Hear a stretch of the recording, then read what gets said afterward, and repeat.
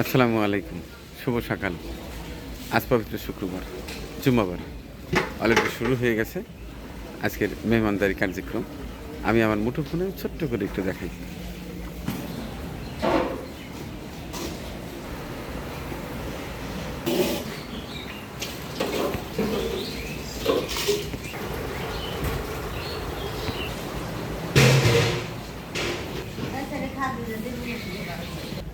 বাড়ির ভিতরে মা বোনেরা ব্যস্ত, আর বাইরেও আমার ভাই সকলরা ব্যস্ত, রান্না বান্নায় সবাই ব্যস্ত। এবারটায় পানি গরম হচ্ছে। আজকে বুটের ডাল খাবে, বুটের ডাল ভুনা। সেটি এর মধ্যে খাসির কিছু কলিজাও যাবে, চর্বি যাবে। আজ খাবে খাসির গোশ, কোটাকাটি হয়ে গেছে, এখন পরিষ্কার করা হবে। এই পাশটায় চুলে জ্বলে গেছে। প্রথমে পানি গরম করা হচ্ছে। গরম পানিতে ডাল দেয়া হলো, বুটের ডাল। এখন উত্তম রূপে খাসির গোশ পরিষ্কার করা হচ্ছে।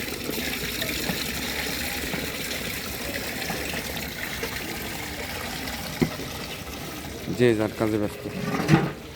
আমাদের চাঁদবাবু ব্যস্ত আপনাদের সুন্দর ভিডিও দেখাবে বলে, তাকে সহায়তা করছে আমার ভাগনা আমিনুল।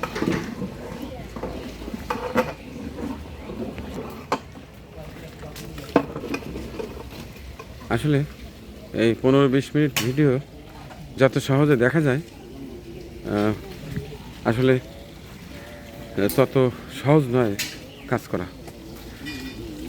দুদিন আগের থেকে কাজ শুরু হয়। প্রতিটি কাজ অত্যন্ত মনোযোগ সহকারে করতে হয়।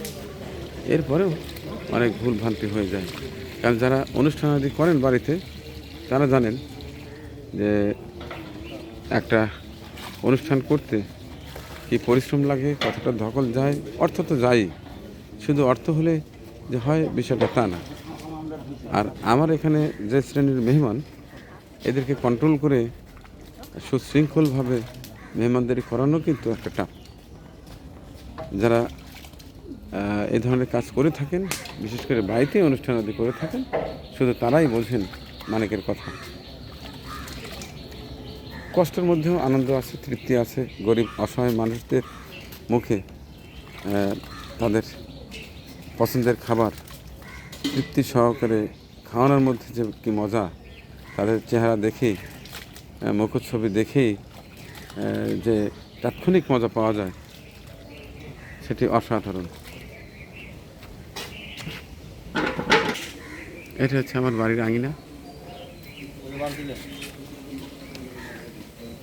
বাড়ির সম্মুখভাগেই এই সবুজ আঙিনাতে আমাদের রান্নাবান্না হয়। মাঝে মধ্যে বিভিন্ন এলাকায় যেতাম, কিন্তু এই মাল সাবানা নিয়ে সেখানে রান্না করে খাওয়ানো আসলে অনেক কষ্ট হয়ে যেত। কারণ বৌরি আবহাওয়ার সময় এই মালামালগুলো উঠানো, আবার পরিবেশন করতে যাওয়ার সময় যে রাস্তার যে সময়টা লাগে, সে সময় ব্যয় করে গিয়ে সঠিক সময় আসলে খাবার রান্না করে পরিবেশন করা কষ্টসাধ্য হয়ে যেত।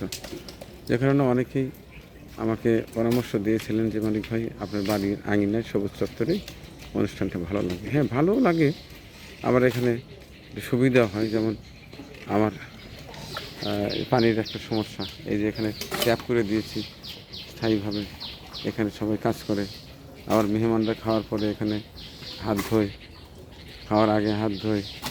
হ্যাঁ, এটা ট্যাপটা আবার এই যে গোছ পরিষ্কার করা, ওয়েস্টেজ ফেলানো, বিভিন্ন সুবিধা হয়।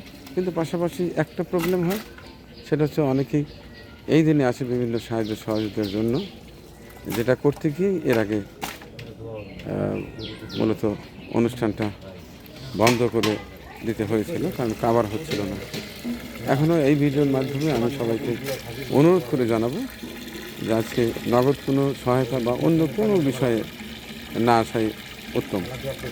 কারণ ইচ্ছা করলেও আসলে সহায়তা দেওয়া যায় না, কারণ একজনকে যদি একটু সহায়তা দেওয়া যায়, ওইটা দেখে পরের সপ্তাহে দেখা যায় 10 জন, তারপরে 100 জন। এইভাবেই অনুষ্ঠানটা নষ্ট হয়ে গেছিলো, যে কারণে এবার একটু শক্ত হয়েছে। বাইরের যারা আসবে, দেখতে আসবে, পরিদর্শনে আসবে, সেটা আসতেই পারে, কিন্তু সাহায্যের জন্যে দূর দূরান্ত থেকে এসে আসলে তারা কোনো সহায়তা পাবেও না, কারণ সম্ভব না।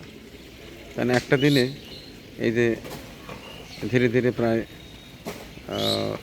600 মেহমানের রান্না করতে হয়, 600 প্লাস হয়ে যায় অনেক দিন, যেহেতু আনলিমিটেড, নির্দিষ্ট কাউকে দাওয়াতই না, এবং যারা খায় তারাই জানে যে আমাদের জন্যই। তো একদিন হঠাৎ করে বেশি হয়ে যায়, আমরা চাল স্টকে রাখি, ডালটাও বেশি করে রান্না করি, এবং গোছ আল্লাহ দিলে হয়ে যায়, আল্লাহর রহমত আছে, হয়ে যায়। কিন্তু নগদ কোনো বিষয়ে যদি কেউ আসে, সেক্ষেত্রে সমস্যা হয়। যে কারণে আমি সবসময় অনুরোধ করি, বারবার অনুরোধ করি, নগদ সহায়তার জন্য আসবেন না, কারণ এটা কাভার করা যায় না। বিশেষ করে চিকিৎসা সেবা, অনেকের মেয়ের বিয়ে, আবার অনেকে এমন সব আবদার নিয়ে আসে যেটা আসলে খুব শুনতেও হাস্যকর লাগে। কে বিদেশ যাবে, টাকা শর্ট, কে বিদেশ থেকে আসছে, ঋণ হয়ে আছে, আসে যে ভাই আমি বিদেশ যাওয়ার সময় ঋণ করে নিয়ে গেছিলাম, বিদেশে গিয়ে কাজ পাই না, ধরা খেয়েছি, আমার 5 লাখ টাকার ঋণ, যে কারণে আপনার কাছে আসছে একটু সহায়তার জন্য। এদেরকে কি বলে বিদায় করে দেব, সেই ভাষাটাও আসলে আমি জানি না।